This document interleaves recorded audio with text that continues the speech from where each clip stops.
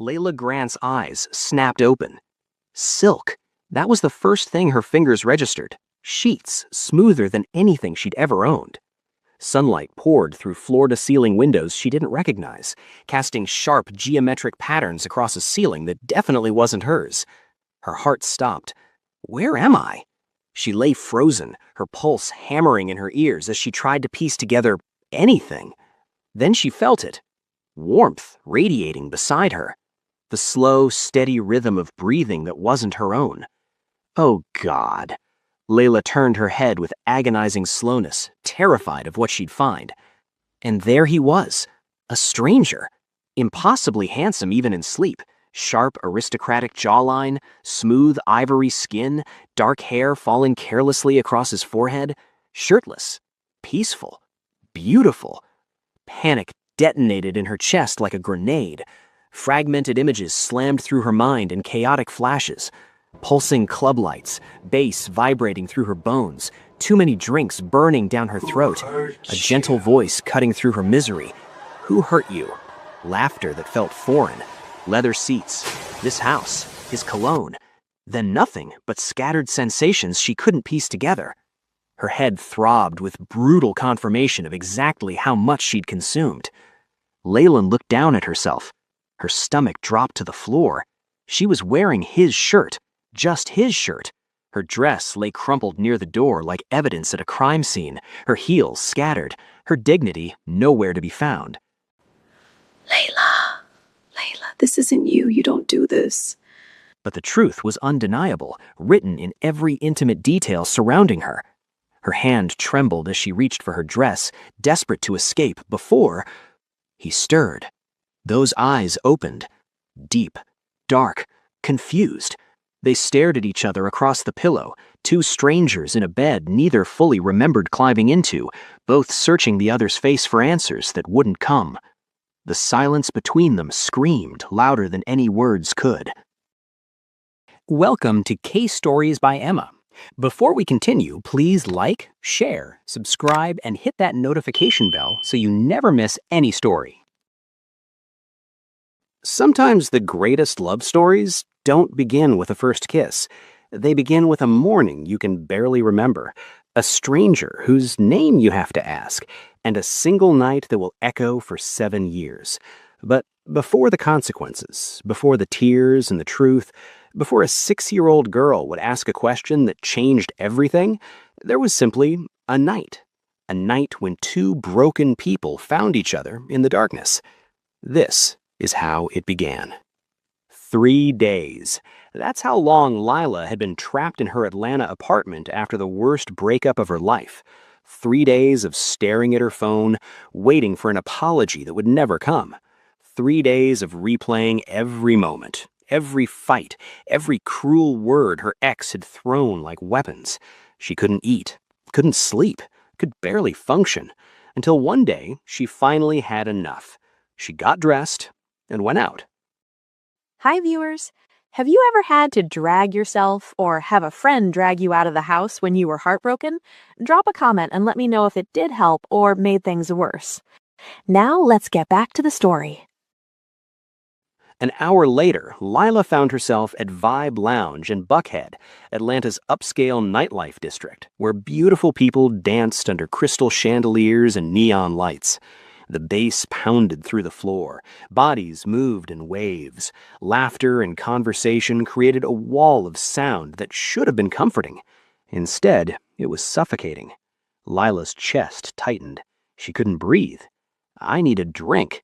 Just one, but Lila was already pushing through the crowd toward the bar. The bartender barely looked up as she ordered a vodka tonic, then another, then a whiskey sour because the vodka wasn't working fast enough. She wanted to forget, needed to forget, the pain, the humiliation, the 3 years she'd wasted on someone who'd thrown her away like she meant nothing. That's when he sat down. She noticed him from the corner of her eye, a man in an expensive charcoal suit that screamed money, his posture rigid despite the casual setting.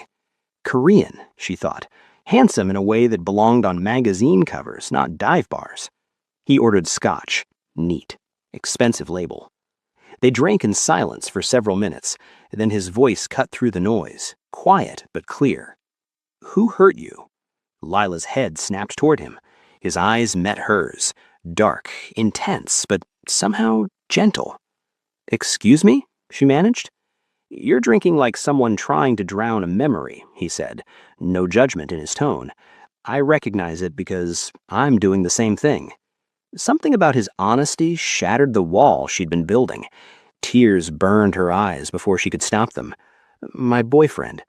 Ex-boyfriend. It doesn't matter." "It matters," the stranger said, "or you wouldn't be here." And somehow, impossibly, Lila started talking about the breakup, the betrayal, the feeling of being disposable. He listened without interrupting, occasionally signaling the bartender for refills. Then he began sharing too. His name was Ryan Kwan. He talked about growing up with impossible expectations, a mother who'd remarried for money instead of love, the loneliness of being surrounded by people who only saw his bank account. Hours dissolved. The alcohol kept flowing. Layla felt lighter with each confession, like she was shedding layers of pain she'd carried for too long. For the first time in days, she felt seen, not judged, not pitied, just understood. "The club's closing," Ryan said eventually, glancing at his watch. Layla blinked. Had they really been talking that long? "I should call a car," she said, though the thought of going home to her empty apartment made her chest ache. "Let me drive you," Ryan offered. "I haven't had anything in the last hour. I'm fine." She should have said no, should have recognized the danger, but something in his eyes, that same brokenness she felt, made her nod. His car was exactly what she'd expected. Sleek, black, expensive. They climbed in, and somehow the conversation continued. Ryan pulled a bottle from somewhere in the back seat. Champagne, she thought, though everything was getting fuzzy. They passed it between them, laughing at stories that probably weren't that funny, but felt hilarious in their shared misery. "Where do you live?" Ryan asked eventually. Layla rattled off an address, but when the car stopped, they weren't at her apartment. They were at a mansion. His mansion. We passed my place," Layla said, confusion cutting through the alcohol haze. "Did we?" Ryan looked genuinely surprised. "I'm sorry, I wasn't. Do you want me to take you back?" She should have said yes.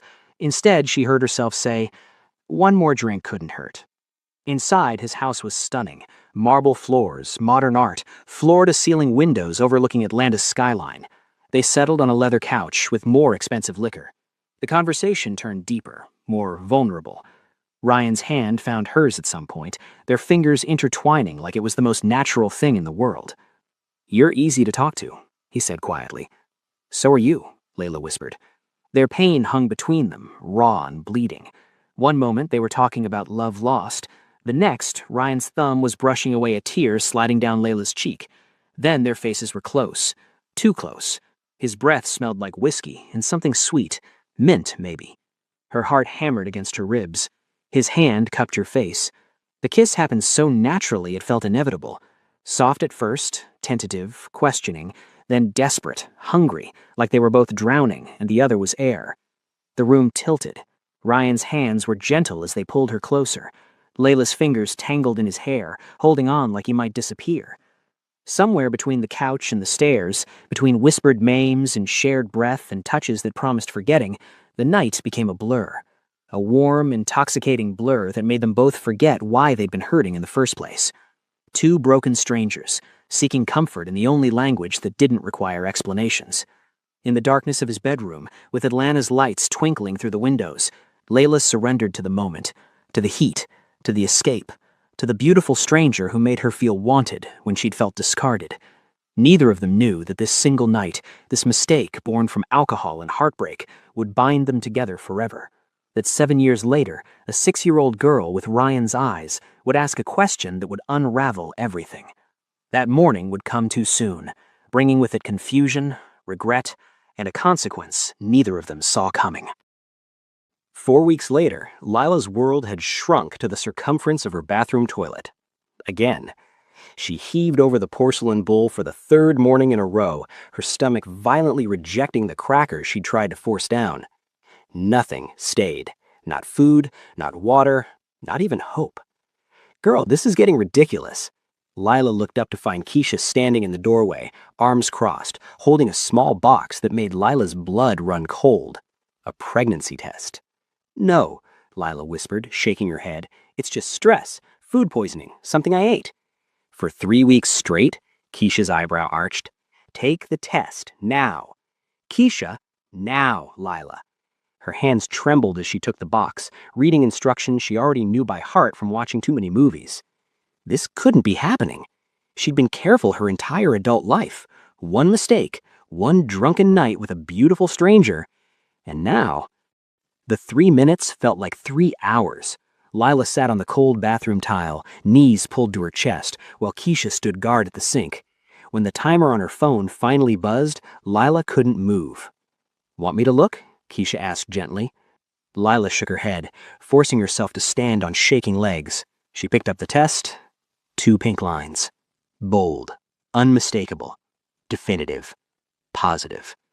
The room tilted. Lila's back hit the wall as she slid down to the floor, the test clattering from her fingers. "Oh, honey," Keisha whispered, kneeling beside her. But Lila couldn't speak, couldn't breathe. Her mind raced through impossible calculations. She hadn't been with anyone in months before that night at Vibe Lounge. The timeline was mathematical, undeniable. The baby could only be Ryan's. Ryan Kwan, the man she'd spent one night with and exactly 2 conversations since. The first conversation happened that brutal morning after, when he'd appeared in his bedroom doorway with tea and painkillers, his expression as confused and regretful as hers. "I'm sorry," he'd said quietly. This isn't something I normally do." "Me neither," Lila had managed, gathering her things with as much dignity as she could salvage. He'd been kind, respectful, drove her home in uncomfortable silence. The second conversation came 3 days later when he called to check if she was okay. They'd talked for 20 minutes, awkward at first, then easier. They had agreed to stay friends, keep in touch. Nothing more. And now she was carrying his child. "What am I going to do?" Lila whispered, staring at the 2 pink lines like they might disappear if she looked hard enough. They didn't. 3 sleepless nights passed. Layla barely functioned at her marketing job, going through motions while her mind screamed in endless loops. She was 26 years old, building a career in a competitive industry, still healing from a devastating breakup. A baby wasn't part of the plan, especially not a baby conceived during a one-night stand with a man she barely knew. A man who was clearly wealthy, powerful, completely out of her league. What would he think? That she'd trapped him, gotten pregnant on purpose to access his money? The thoughts consumed her until she couldn't take it anymore. Friday morning, Layla made an appointment at Emory Women's Health Clinic. Just to explore options, she told herself. Just to understand what was possible. The clinic was quiet, professional, nothing like the judgmental nightmare she'd imagined. Dr. Okonkwo, a kind-faced Nigerian woman in her 50s, reviewed Layla's medical history without commentary. "We'll need to run some routine blood work before discussing any procedures," she explained. "Standard protocol." Layla nodded numbly, letting the nurse draw vial after vial. 30 minutes later, Dr. Okonkwo returned. Her expression had changed. "Ms. Grant," the doctor said carefully, closing the office door, "your lab results show something we need to discuss." Layla's throat tightened. "What?" "You have von Willebrand disease. It's a bleeding disorder. Your blood doesn't clot properly." The words felt distant, like they were happening to someone else. What does that mean?" Dr. Okonkwo's next words felt like prison bars slamming shut. "A standard abortion procedure involves significant bleeding risk. With your condition, that bleeding could become severe, potentially uncontrollable." She paused, letting the weight settle. "Given your diagnosis, attempting termination could genuinely threaten your life." Layla's hands gripped the chair arms. "So what are you saying?" "The safest medical decision," Dr. Okonkwo said gently, "is to continue the pregnancy." The room spun. Layla walked out of that clinic in a daze, the choice she'd come to make already been made for her. She was having this baby, whether she was ready or not. That afternoon, still reeling, Layla's phone buzzed. A message from Ryan. Her heart stopped. "I've been thinking about our conversations. You mentioned you studied marketing at Spelman. I have an opening for a creative director at my Detroit headquarters. The role is yours if you want it. $120K starting, full benefits, relocation assistance. No pressure, but I think you'd be brilliant.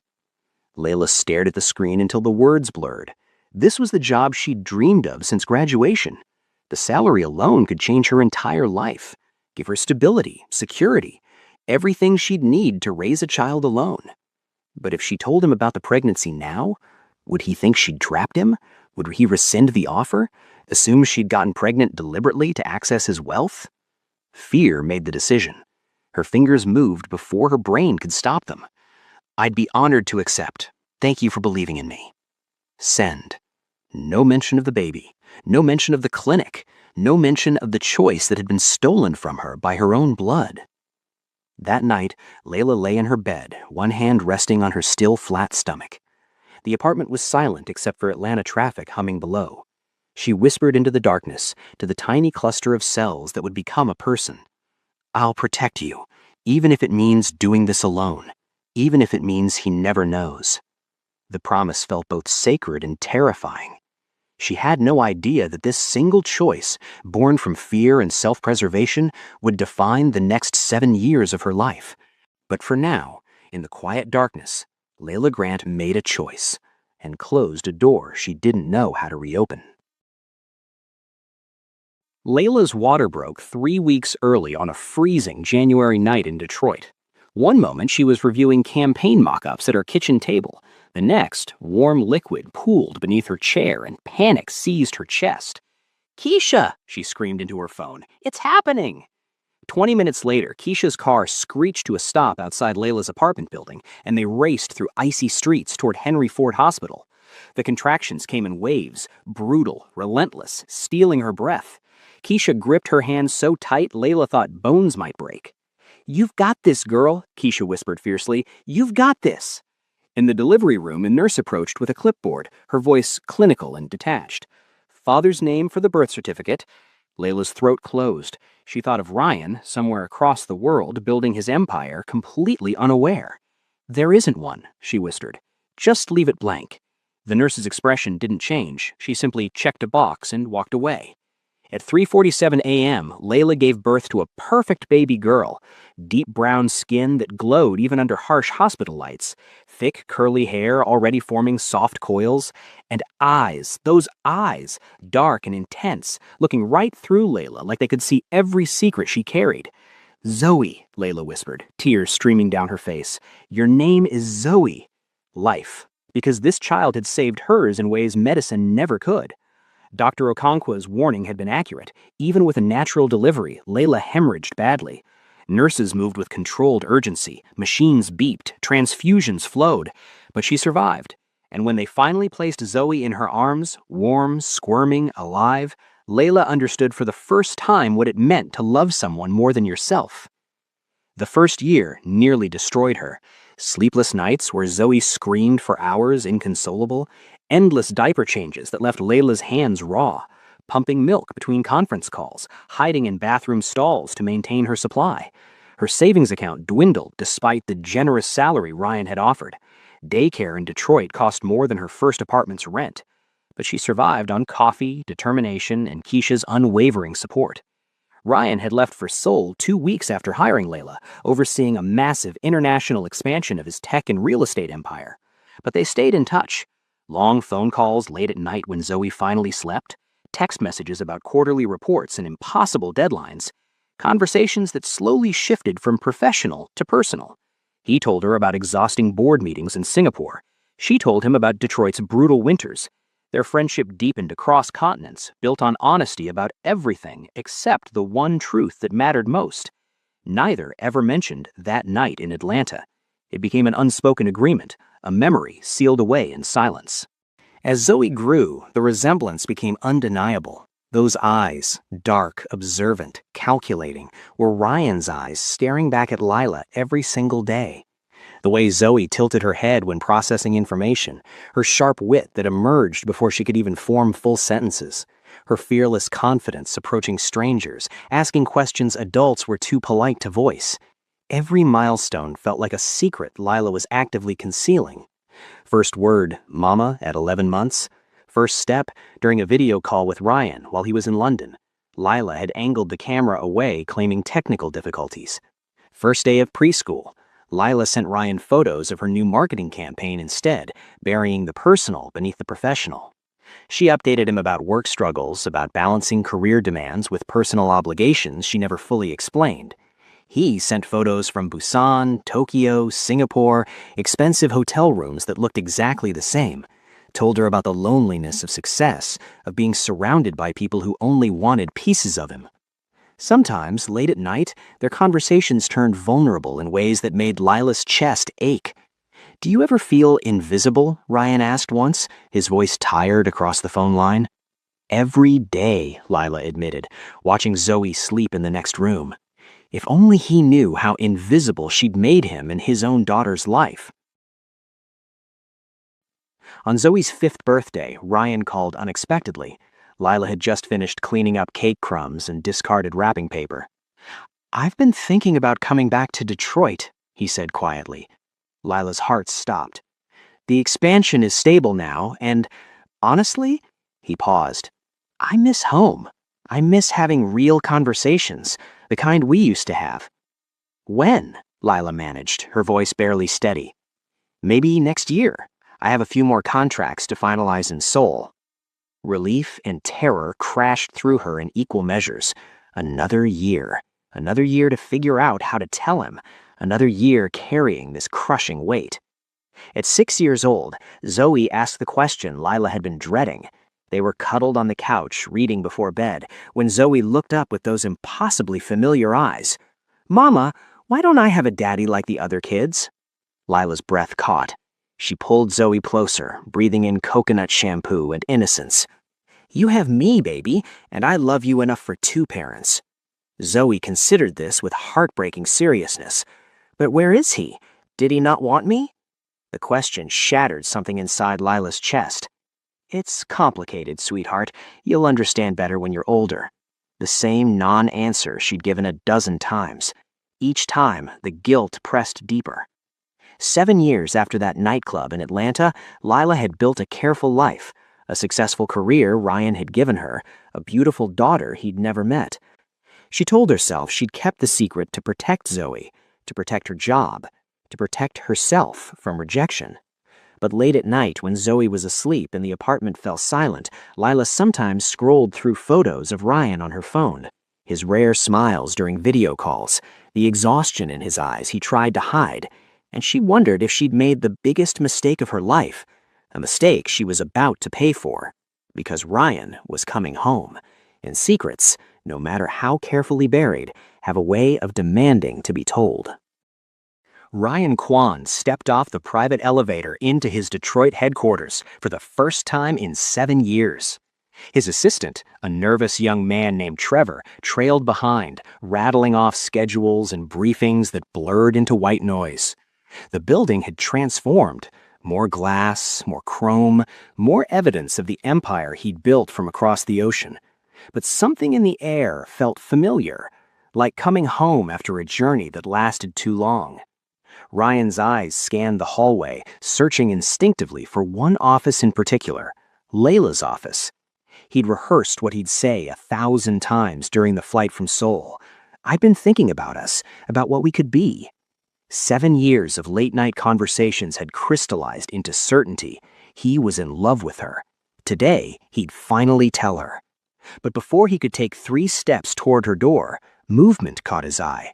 A small figure stood near the restrooms, turning in slow circles. A little girl. Deep brown skin, thick braids adorned with colorful beads, maybe 6 or 7 years old. She looked confused, but not afraid, more annoyed than anything. Ryan's feet moved before his brain caught up. "Excuse me," he said gently, kneeling to her level. "Are you lost?" The girl's eyes met his, dark, intelligent, unsettlingly direct. "My mom said the bathroom was near the corner, but I think I turned the wrong way." Something about her voice tugged at Ryan's chest, a feeling he couldn't name. "I can show you. It's just down here." Instead of simply pointing, Ryan found himself walking beside her. She talked the entire way, a steady stream of words that would exhaust most adults. I'm supposed to be doing homework in my mom's office, but it's so boring. Do you work here? What do you do? My science project is about monarch butterflies. Did you know they migrate thousands of miles? It's like thousands. That's so far for something so small, right? Ryan smiled despite himself. She was brilliant, funny, fearless. Reminded him of someone, though he couldn't place who. When she emerged from the restroom moments later, Ryan was still standing there. You didn't have to wait, Zoe said, surprised. I wanted to, honestly. You're very interesting to talk to. Her face lit up like he'd given her the greatest compliment. Really? Most grown-ups tell me I talk too much. Most grown-ups don't know how to listen. She studied him with curiosity that felt beyond her years. Why does everyone call you boss? Ryan chuckled. Because I run the company. Her eyes went wide. You must be very important. Maybe, he conceded, but that doesn't mean I'm too important to help someone find the bathroom. She laughed, bright, genuine, unguarded. The sound made something warm bloom in Ryan's chest. Should I call you boss too? She asked. He shook his head. No, we're friends now. You can call me Ryan. Okay, Ryan. As they talked, Ryan kept noticing small details. The way she tilted her head when processing information, sharp and analytical. Her direct eye contact, never looking away even when most children would. Her quick wit that suggested intelligence far beyond first grade. She felt familiar somehow, like meeting someone he'd known in another life. What's your name? He asked. Zoe, she said proudly. Zoe Grant. Grant! The name hit him like a physical blow. Layla Grant, his creative director, the woman he'd hired 7 years ago after one unforgettable night. The woman whose voice had become his favorite sound across thousands of miles. This was Layla's daughter. Zoe glanced at a wall clock, her expression shifting to mild panic.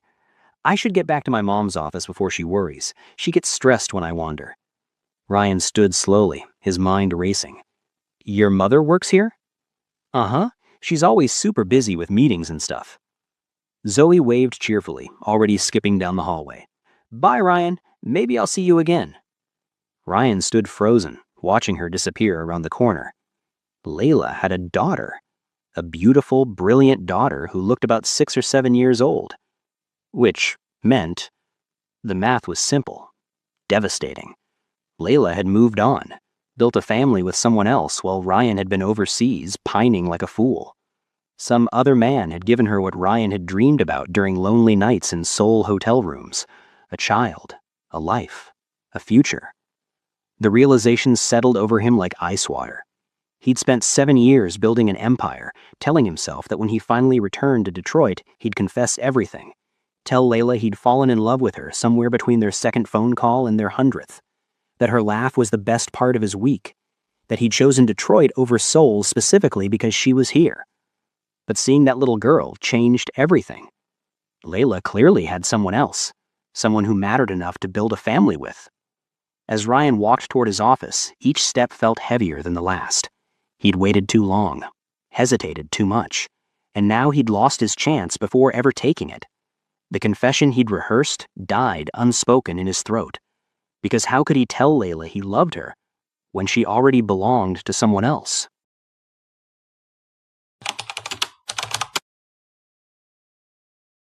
Layla's hands trembled over her keyboard, the quarterly report swimming out of focus. Ryan was back. After 7 years of building his empire across 3 continents, he was finally here, walking the same hallways, breathing the same air. And Zoe had met him. Her daughter had actually spoken to him without Layla present, without supervision, without any buffer between the secret and the truth. The possibility she'd feared for 7 years was no longer theoretical. It was happening. That afternoon, Layla sat in the main conference room for a leadership meeting, her nerves stretched to breaking. When Ryan entered, the air shifted. He looked different, sharper somehow, more polished by years of high-stakes negotiations. But those eyes remained the same. Gentle, observant, familiar. Their gazes collided across the table. He smiled, but something in it felt wrong. Polite instead of warm, professional instead of personal. After the meeting, Layla approached him near the elevators, her heart hammering. "It's good to see you," she said, forcing her voice to stay steady. "Welcome back." "Thank you, Layla." His tone was cordial, distant. "I look forward to reviewing your department's work." Your department's work, not catching up or talking properly or any of the warmth from their 7 years of late-night phone calls. The formality stung like a slap. "Are you settling in okay?" Layla tried again. "Fine, thank you. I have another meeting. Excuse me." He stepped into the elevator without looking back. Layla stood there, watching the doors close on whatever connection they'd built. Something was wrong. Terribly, irreversibly wrong. Over the following week, the distance became undeniable. Ryan's text messages, once paragraphs long, filled with questions and observations, shrank to single-sentence responses. Received. Will review. Thank you. He canceled their standing coffee meeting, citing scheduling conflicts. In meetings, he was cordial but detached, addressing her with the same professional courtesy he showed everyone else. The friendship they'd nurtured across 7 years and thousands of miles seemed to be evaporating. Layla told herself she was imagining it, reading too much into normal professional boundaries. But late Thursday evening, as she packed her laptop, movement in the parking lot caught her eye. Ryan stood beside his car, frozen mid-step, watching something. Layla followed his gaze. Keisha's sedan pulled up to the building's entrance. The back door flew open. Zoe tumbled out, backpack bouncing, braids flying. "Mama!" she screamed with pure joy, sprinting toward Layla. Layla caught her daughter, pulling her into a fierce hug. "How was school, baby?" "Good. We learned about fractions and I—" But Layla wasn't listening anymore. Her eyes had found Ryan's across the parking lot. His expression was devastating, something between pain and resignation, longing and acceptance. He watched them for 3 heartbeats, then turned away, climbing into his car with mechanical precision. The engine roared to life. He drove away without looking back. That's when Layla understood. He'd seen Zoe. Not just seen her, seen them together, mother and daughter. And he'd assumed what any reasonable person would assume, that the child belonged to another man, that Layla had moved on completely, built an entire family he knew nothing about. The cruel irony made her want to scream. Ryan was pulling away because of the very child he didn't know was his. Because Layla's fear had created a lie so complete it was now destroying the one thing she wanted most. Friday morning arrived with an email that shattered her. From Ryan Kwan to Layla Grant. Subject, schedule change. Miss Grant, I'll be working primarily from the Seoul office for the next quarter. Please coordinate with Trevor for any urgent matters. Best, RK. Miss Grant. Layla stared at the screen until tears blurred the words. He'd never called her that, not once in 7 years. Even in their most professional exchanges, she'd been Layla. Now she was a formal stranger. That night, Layla tried calling him, straight to voicemail. She texted, "Did I do something wrong?" Hours passed. No response. Saturday afternoon, Keisha found Layla crying at her kitchen table, Zoe safely asleep in the next room. "I've ruined everything," Layla whispered, her voice raw. "He thinks she belongs to someone else. He's pulling away because he thinks I have a whole family, and I can't tell him the truth without admitting I've been lying for 7 years." Keisha wrapped her arms around her best friend. "Then you have to tell him before he leaves again." "What if he hates me?" "What if he doesn't?" Keisha countered fiercely. "Girl, you've been in love with this man for years. Don't let fear steal what could have been." Monday morning, Layla arrived at the office before dawn, determination burning through her exhaustion. She'd tell him, today. No more fear, no more excuses. She marched to Ryan's office, rehearsing words that felt inadequate. But Trevor intercepted her in the hallway. "Miss Grant, I'm sorry, Mr. Kwan left for Seoul last night. Emergency board meeting." Layla's world tilted. "When will he be back?" Trevor checked his tablet, oblivious to her panic. "He's blocked out the next 3 months overseas. Would you like me to schedule a video call?" 3 months. Layla walked back to her office in a fog. She'd waited 7 years to tell the truth, and now, because of her own cowardice, the window was closing. The father of her child was running from a misunderstanding she'd created. And this time, she might lose him forever. 2 weeks after Ryan's departure, Zoe started asking questions. "Mama, why doesn't that nice man come around anymore? The one from your office?" Layla's heart clenched. She looked up from her laptop, forcing her expression to stay neutral. "He's traveling for work, baby, very far away." Zoe's face fell, disappointment etched in every feature. "But I liked talking to him. He listened like my stories actually mattered." The words were an arrow straight through Layla's chest. "If only you knew," she thought. "He's your father, and he doesn't even know you exist." 3 days later, the front desk called. "Miss Grant, Mr. Kwan just arrived. He's here for emergency meetings today only." Layla's pulse exploded. Ryan was here. 24 hours, one chance to tell him everything. She stood, smoothing her skirt, rehearsing words that felt inadequate.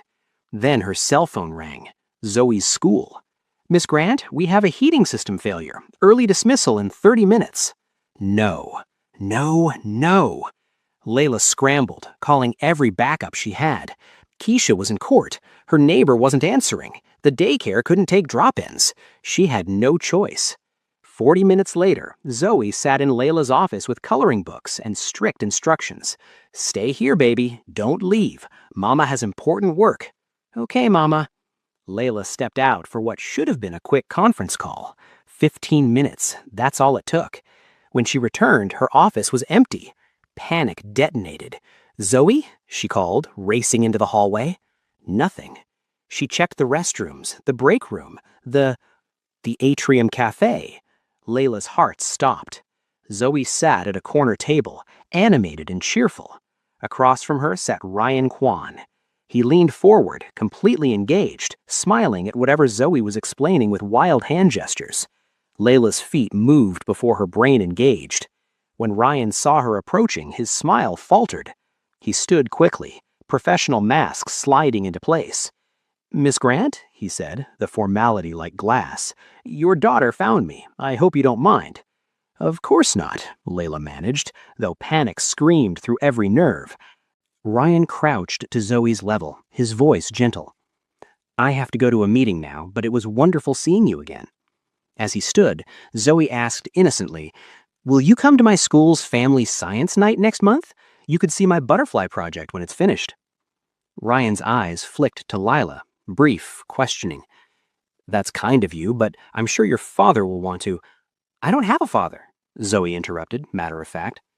The words detonated in the space between them. Ryan's expression shifted, confusion, then careful curiosity. "You don't?" Zoe shook her head, braids swinging. "Nope, Mom says it's complicated and I'll understand when I'm older, but honestly, I think that's just what adults say when they don't want to explain something." She shrugged with devastating innocence. "It's okay though, Mom loves me enough for 2 people." Ryan looked at Lila. Something unreadable moved behind his eyes. Calculation, realization, impossible hope. Lila felt her carefully constructed world beginning to crack. "Zoe, honey, let's get you back to my office," she said quickly, her voice too high. "Mr. Kwan has important work to do." An hour later, after Keisha finally arrived to take Zoe home, Ryan appeared in Lila's doorway. "Can we talk?" His voice was quiet, controlled, dangerous. "Of course," Lila whispered, her heart hammering against her ribs. He stepped inside, closing the door with deliberate care. She doesn't have a father. Not a question, a statement waiting for confirmation. Yes, it's complicated," Lila echoed, the words hollow. Ryan studied her face for a long moment. "How old is she?" 6. She just turned 6 in January. Something flickered in his eyes, pieces clicking into place. "Lila," his voice shook slightly. 7 years ago, that night in Atlanta," he couldn't finish the sentence. Lila felt tears building, pressure mounting behind her eyes. This was it. The moment she'd feared and longed for. "Ryan, His phone erupted, violent, insistent buzzing. He glanced at it, frustration and something like anguish crossing his face. I have to take this. It's the soul acquisition. He moved toward the door, then turned back. Don't leave, please. When I'm done with this call, we need to finish this conversation. The door closed behind him. Lila stood alone in her office, trembling. The dam had cracked, and truth, after 7 years of silence, was about to flood everything. Layla waited in her office for 3 hours. Ryan's quick call multiplied into back-to-back emergency meetings about a collapsing international deal. She watched employees trickle out, first the assistants, then the managers, finally the executive team. By 7 p.m., the building was a tomb. Layla sat in darkness, Detroit's skyline glittering through her window like 1,000 accusations. She couldn't leave. Not now. Not when everything hung in the balance. At 8:47 p.m., her office door opened. Ryan stood there, tie loosened, jacket gone, exhaustion carved into every line of his face. But his eyes were laser-focused, burning. Is she mine? 3 words. Quiet, direct, devastating. Layla's breath caught in her throat. 7 years of secrets, excuses, and fear collapsed under the weight of that simple question. She opened her mouth. No sound came. Ryan stepped closer, his voice steady but strained. Layla, is Zoe my daughter? The dam broke. Tears spilled down Layla's face as she nodded. Yes, her voice cracked. Yes, she's yours. Ryan staggered back like she'd physically struck him, gripping the edge of her desk for balance. For a moment, neither spoke. Then his voice came, raw, shaking with emotion. 7 years? You kept this from me for 7 years? I was scared, Layla whispered. Scared of what? His voice rose. Scared I'd reject you? Reject her? What kind of person do you think I am? The words poured out in a flood Layla couldn't control. The pregnancy discovery, the terror, the clinic visit. I was going to end it, she confessed, her voice breaking.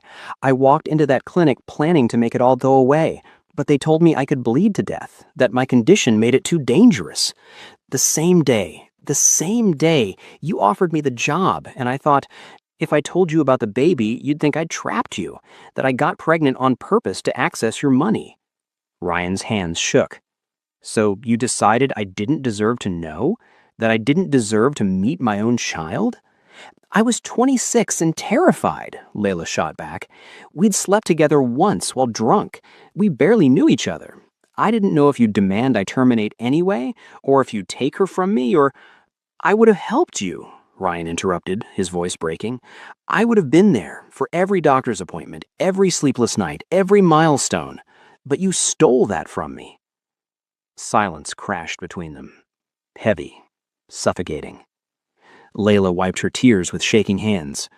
You're right, I stole it, and I've hated myself every single day.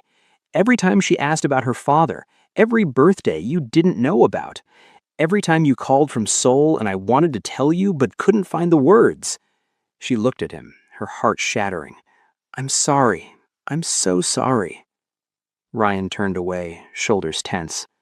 I need time to process this. He moved toward the door, then stopped. That night, the nightclub in Atlanta, I asked who hurt you. Layla nodded, confused by the shift. I never told you who hurt me, Ryan said quietly, his back still to her. My father died when I was 12. My mother remarried a man who saw me as a business asset, not a son. I built my company to prove I was more than a transaction. For years, I've kept everyone at arm's length because I was afraid of being used. He finally turned to face her. Tears slid down his face. But with you, Layla, those phone calls, those conversations, for the first time, I felt seen. Not as a billionaire, just as me. His voice cracked. And then I come back and find out you didn't trust me at all? That you thought I'd be the kind of man who'd abandon his own child? He left without another word. The door clicked shut behind him. Layla collapsed into her chair, sobbing. She'd finally told the truth, and it might have cost her everything. Layla didn't sleep that night. She stared at her ceiling until dawn broke, replaying Ryan's devastated expression on an endless loop. The next morning, she called in sick, unable to face the office where everything had shattered. Keisha arrived at noon with coffee and comfort. "What do I do now?" Layla whispered, her voice hoarse from crying. "You wait," Keisha said gently, pulling her friend close. "You gave him the truth, now you have to let him decide what to do with it." 3 agonizing days passed. No calls, no texts, nothing. Layla existed in a fog of guilt and grief, going through motions while Zoe asked repeatedly when she'd see the nice man from the office again. Thursday evening, Layla's doorbell rang. She opened it expecting Keisha. Instead, Ryan stood in her apartment hallway, looking utterly exhausted. "Can I come in?" he asked quietly. She stepped aside wordlessly. He entered, taking in her modest apartment, worn furniture, cluttered shelves, so different from his penthouse. His eyes found the photo wall. Zoe is a newborn, impossibly tiny in Layla's arms. First steps, chubby legs wobbling. Kindergarten graduation, missing front teeth. 7 years of moments he'd missed. 7 years erased. "I've been angry," Ryan said, finally, his voice carefully measured. Furious, actually. "I wanted to yell, to blame you for stealing my daughter's childhood from me." Layla's heart cracked further. "But then I kept thinking about something you said, about being scared I'd think you trapped me." He turned to face her.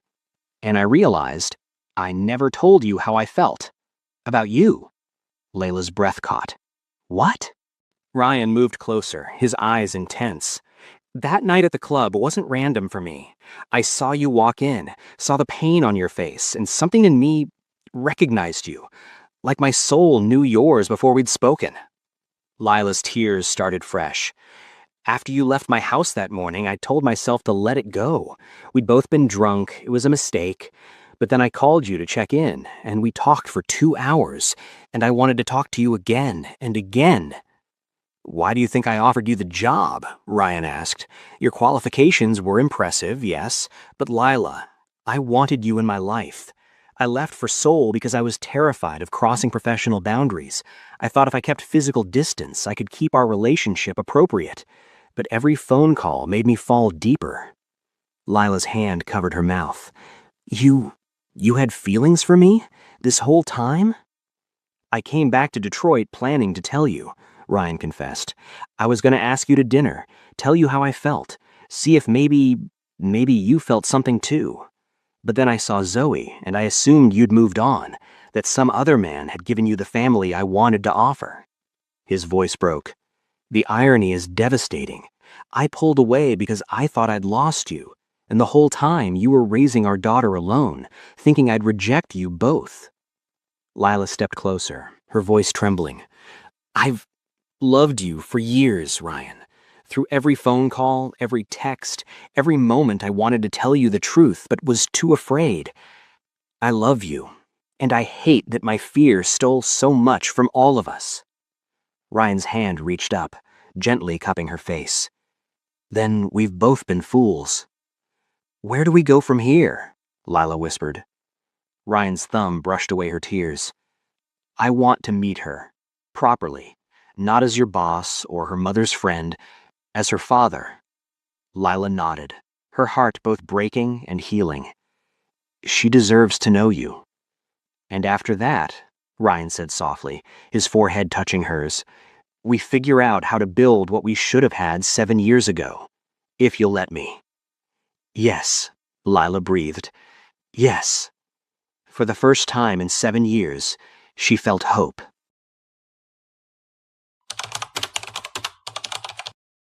Saturday morning arrived with spring sunshine, and Lila's nerves stretched to breaking. She'd explained everything to Zoe the night before. Mom's friend Ryan was actually someone very special. How special? Zoe had asked, suspicion creeping into her voice. "The most special," Lila whispered, kneeling to her daughter's level. He's your dad, sweetheart." Zoe's eyes went wide as moons. Now, watching the clock tick toward 10 a.m., Lila wondered if she'd made a terrible mistake. What if Zoe rejected him? What if Ryan changed his mind? The doorbell rang. Lila's heart stopped. Ryan stood in the hallway holding a gift bag, looking more nervous than she'd ever seen him, this billionaire who commanded boardrooms across 3 continents. Zoe stood behind her mother, suddenly shy. Ryan knelt slowly to her level, his eyes already glistening. "Hi, Zoe." "Hi," she whispered. "Your mom told you who I am?" Zoe nodded, her braids swaying. "You're my dad, the one I asked about." "I am," Ryan said, his voice thick with emotion. "And I'm so sorry I wasn't here before, but if you'll let me, I'd like to be here now, for everything." Zoe studied him with those intelligent eyes, his eyes, for a long moment. "Did you not want me before?" The question shattered both adults.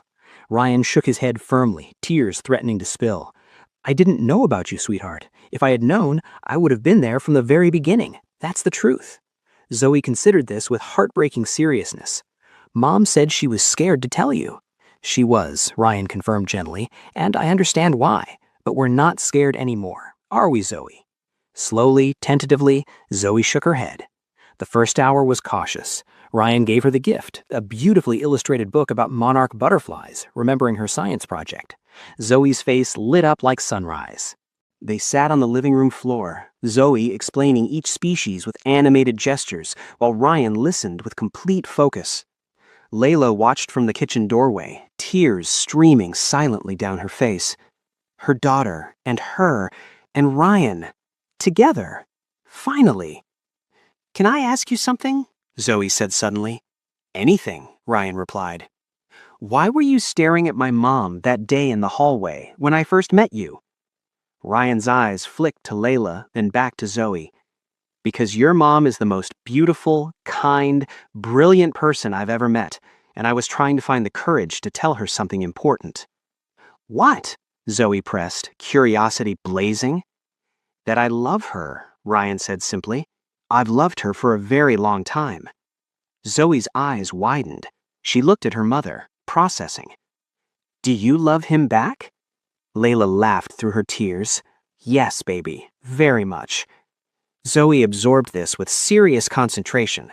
Then she announced, "Good, because I think I like having a dad, especially one who listens to my butterfly facts." Ryan's composure cracked completely. He pulled Zoe into a gentle hug. This time, she didn't pull away. She wrapped her small arms around his neck and whispered, "Will you come to my science night at school?" "I wouldn't miss it for anything in the world," Ryan promised, his voice breaking. As afternoon faded into evening, they ordered pizza and watched Zoe's favorite movie. Somewhere during animated musical numbers, Zoe fell asleep between them on the couch, her head on Ryan's shoulder. He looked down at her with such tenderness that Layla's heart ached. "7 years," he whispered. "7 years of goodnight kisses I missed." "You have thousands ahead of you," Layla said softly. Ryan's hand found hers across their daughter's sleeping form. "We all do." And for the first time since that morning she woke up in his bed, Layla felt like maybe, just maybe, everything was going to be okay. They weren't just strangers anymore. They were something much more fragile and precious. A family learning to trust. The first month was messy, beautiful, and terrifying. Ryan moved his Detroit operations from temporary to permanent, purchasing a home in Ann Arbor, close to Zoe's school but respectful of Lila's space.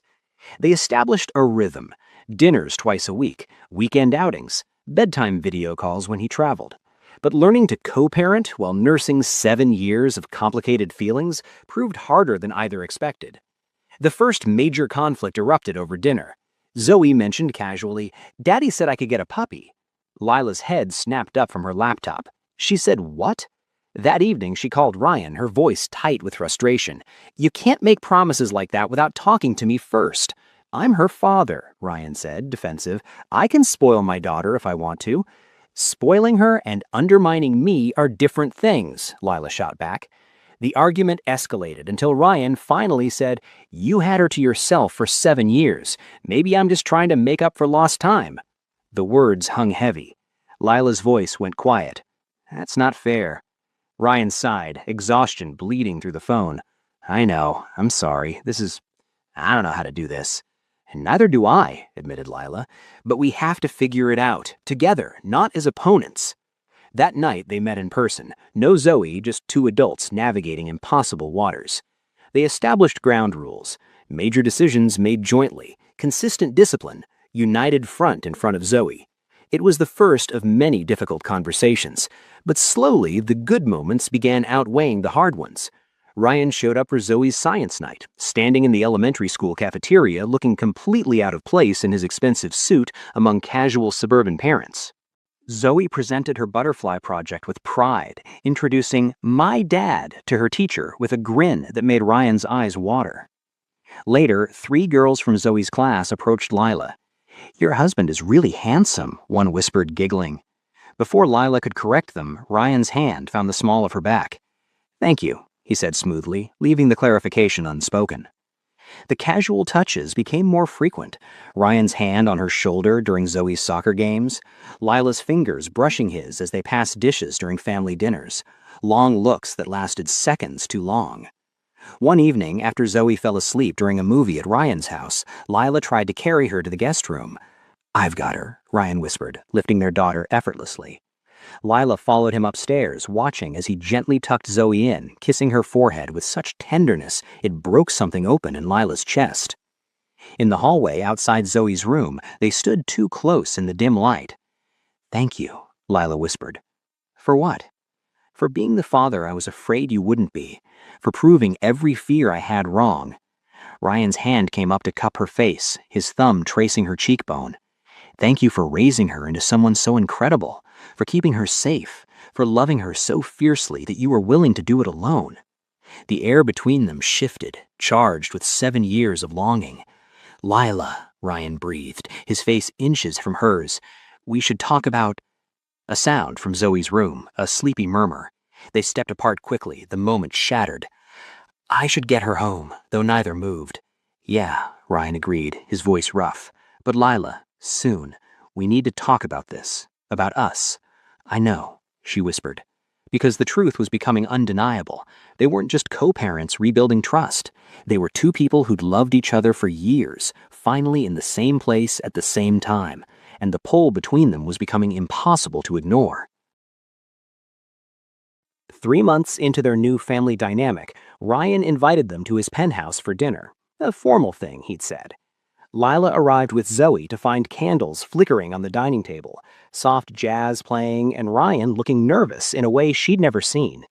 "This is fancy," Zoe announced, eyes wide with appreciation. "What's the occasion?" "I wanted to celebrate," Ryan said, smiling at his daughter. 3 months of being the luckiest dad in the world. Dinner was beautiful. Ryan had hired a private chef who prepared Zoe's favorites, mac and cheese elevated to gourmet status, alongside more sophisticated dishes. They talked and laughed, Zoe recounting playground drama with animated gestures that made both adults grin. Lila watched Ryan watch their daughter, his expression soft with adoration. After dessert, Zoe excused herself to Ryan's living room to build with the expensive blocks he'd bought her. Alone at the table, the energy shifted. "I need to tell you something," Ryan said, his voice serious. Lila's heart raced. "The Seoul office wants me back for a 6-month project. It's a massive expansion that would secure the company's future for decades." Lila's stomach dropped. 6 months? "I told them no," Ryan said, quickly, leaning forward. "I'm not leaving Zoe. Not now. Not after missing so much." "Ryan, your company." "My company will survive. My daughter's childhood won't wait." Lila's eyes filled with tears. "You'd really give up that opportunity? For her? For you?" Without hesitation, he reached across the table, taking her hand. "Lila, these past 3 months have been the happiest of my life. Coming home to Zoe's soccer games, helping with homework, terrible jokes over pancakes on Saturday mornings. I don't want to miss any more." His thumb stroked her knuckles. "And if I'm being honest, it's not just about Zoe anymore." Before Lila could respond, Zoe's voice cut through the moment. "Why are you two staring at each other like that?" They turned to find their daughter standing in the doorway, hands on hips, eyes narrowed with 6-year-old suspicion. "Like what, sweetheart?" Lila asked, flustered. "Like how Princess Tiana looks at Prince Naveen in my movie," Zoe said matter-of-factly. "All googly-eyed and stuff." Ryan couldn't help but laugh. "Googly-eyed?" Yeah, Zoe confirmed, walking closer. Do you like each other? Like boyfriend-girlfriend like? Lila and Ryan exchanged glances. Would that bother you? Ryan asked gently. If your mom and I had feelings for each other? Zoe thought about this with impressive seriousness. Will you get married and make us a real family? We're already a real family, Lila said softly. But yes, baby, we do have feelings for each other. Zoe's face split into a grin. Good, because Maya at school has a stepdad and she says it's not the same as when both your parents love each other. This way is better. After Zoe returned to her blocks, satisfied with the confession, Lila and Ryan stood on his balcony overlooking Detroit's skyline. The city lights sparkled below like fallen stars. This being better, us being this, he turned to face her, his expression vulnerable in a way that made her breath catch. Lila, I know we're still figuring things out, still building trust, but I don't want to pretend anymore. He stepped closer. I don't want to co-parent platonically while we both dance around what we actually feel. What do we feel? Lila whispered, even though she knew. Ryan's hand came up to cradle her face. I'm in love with you. I have been for years, and if you'll let me, I want to build a life with you, not just as Zoe's parents, but as us. Lila's heart soared. I want that too. Yeah? Ryan's smile was tremulous, hopeful. Yeah, she breathed. And then he was kissing her. The kiss was gentle at first, tentative, like they were both afraid to break something precious. Then Layla's hands slid into Ryan's hair and his arms wrapped around her waist, pulling her closer. 7 years of longing, fear, and missed chances melted into this single moment on the balcony overlooking the city that had brought them back together. When they finally pulled apart, breathless, Ryan rested his forehead against hers. I need you to know something, he whispered. I'm not going to rush this. We have Zoe to think about, and you and I, we need to build this right, the way we should have 7 years ago if life hadn't gotten in the way. Layla nodded, her hands still trembling against his chest. What does that mean? It means I want to date you properly, take you to dinner, court you the way you deserve. Over the next 2 months, Ryan kept his word. He showed up at Layla's apartment with flowers, peonies, her favorite, though she'd never told him. Took her to quiet restaurants where they talked for hours about everything and nothing. They held hands at Zoe's school events, no longer hiding the shift in their relationship. Keisha watched the transformation with knowing eyes. Girl, that man is obsessed with you, she said one afternoon. He looks at you like you hung the moon. Layla blushed. It's still new. We're taking it slow. Slow? Keisha laughed. You've known each other for 7 years. You have a whole child together. This isn't slow. This is finally catching up. The physical intimacy built gradually, carefully. Kisses goodnight that lingered longer each time. Ryan's hands learning the curve of Layla's waist as they danced in his living room while Zoe slept. The night Layla stayed over after a late movie, they lay in his bed fully clothed, just talking in the darkness. I was so lonely before you, Ryan confessed. Even surrounded by people, I felt invisible, like nobody saw the real me. I see you, Layla whispered. I've always seen you. Their first time being intimate again, sober, intentional, 7 years after that drunken night, happened on a quiet Saturday when Zoe was at a sleepover. Ryan cooked dinner, they shared wine, and when he led her upstairs, every touch was reverent. He took his time, whispering how beautiful she was, how long he'd dreamed of this. The intimacy was slow, tender, filled with whispered confessions. When it was over, they lay tangled together, and Lila cried, not from sadness, but from finally feeling whole. I need to ask you something, Ryan said one evening 6 months into their official relationship. They sat on his couch, Zoe reading in the next room. Lila's heart jumped. Okay? I'm not going to propose, he said. Her heart sank before he continued. Not because I don't want to marry you, but because I want to do this differently. I want to promise you something first. He took both her hands. I promise to be patient with your fears, to earn your trust every single day, to be the father Zoe deserves and the partner you need. I promise that when I do ask you to marry me, you'll know without any doubt that I'm choosing you, not out of obligation or guilt, but because my life is better with you in it." Tears streamed down Lila's face. "Ryan, I'm not asking you to say yes to marriage today," he interrupted gently. "I'm asking you to say yes to building something real, to letting me love you the way I should have from the beginning. Can you do that?" Lila thought about the scared girl in the clinic 7 years ago, the single mother who raised a daughter alone, the woman who'd been so afraid of rejection she'd hidden the truth. And then she looked at the man in front of her, the one who'd proven every fear wrong. "Yes," she whispered, "I can do that." Ryan pulled her close, kissing her forehead. "Then we have all the time in the world." Belle Isle Park blazed with autumn colors, gold, crimson, and amber leaves carpeting the paths along the Detroit River. Zoe ran ahead, her laughter echoing across the water as she chased ducks near the shoreline. Behind her, Ryan and Lila walked hand in hand, their pace unhurried. "She's getting so big," Ryan marveled, watching their daughter. 7.5 now. I can't believe I almost missed all of this." "But you didn't," Lila said softly. "You're here now. That's what matters." He squeezed her hand. "I got the final numbers from Seoul this morning. The expansion is complete. The company's stable for the next decade at least." "That's incredible," Lila said, genuinely proud. "It is, but you know what's more incredible?" Ryan stopped walking, turning to face her. "I don't care. 2 years ago, that deal would have been everything. Now, it's just business." Lila smiled. "What happened to the workaholic billionaire I met in that nightclub?" He met a woman who showed him what actually matters: family, love, being present for the moments you can't get back. Zoe called out from the waterfront. "Mom, Dad, come see." They made their way to where she stood, pointing at a butterfly resting on a fallen leaf. "It's a monarch," she announced proudly, her science knowledge on full display. "They migrate thousands of miles. Can you believe something so small is so brave?" Ryan crouched beside Zoe. "Just like your mom," he said, winking at Lila. "She's the bravest person I know." "What about you?" Zoe challenged. "Are you brave?" "I'm learning to be, honestly, from both of you."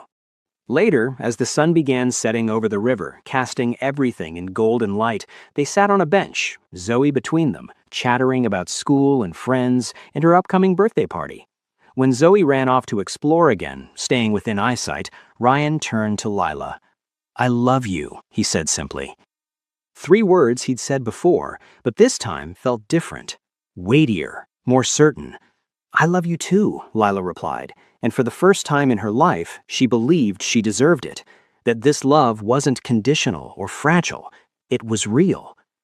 "I know I said I wouldn't rush," Ryan continued, his eyes twinkling, "but I need you to know, when the time is right, and you'll know when that is, I'm going to ask you to marry me, and I hope you'll say yes." Lila laughed, tears sparkling in her eyes. "When the time is right, I will." Zoe bounded back, throwing herself between them. "Can we get ice cream?" "Absolutely," Ryan said, lifting her onto his shoulders. As they walked back toward the car, a father carrying his daughter, a mother walking beside them, Lila felt something she hadn't felt in years: peace. They weren't perfect. They had hard days and difficult conversations. They were still learning to trust, still healing old wounds, but they were together. A family built from brokenness, secrets, and second chances. The last rays of sunlight caught on Lila's face as she looked up at Ryan. He smiled down at her, Zoe giggling on his shoulders. And in that moment, Lila knew. Sometimes love doesn't look like the fairy tales. Sometimes it's messy and complicated. Sometimes it starts with a mistake in 7 years of silence.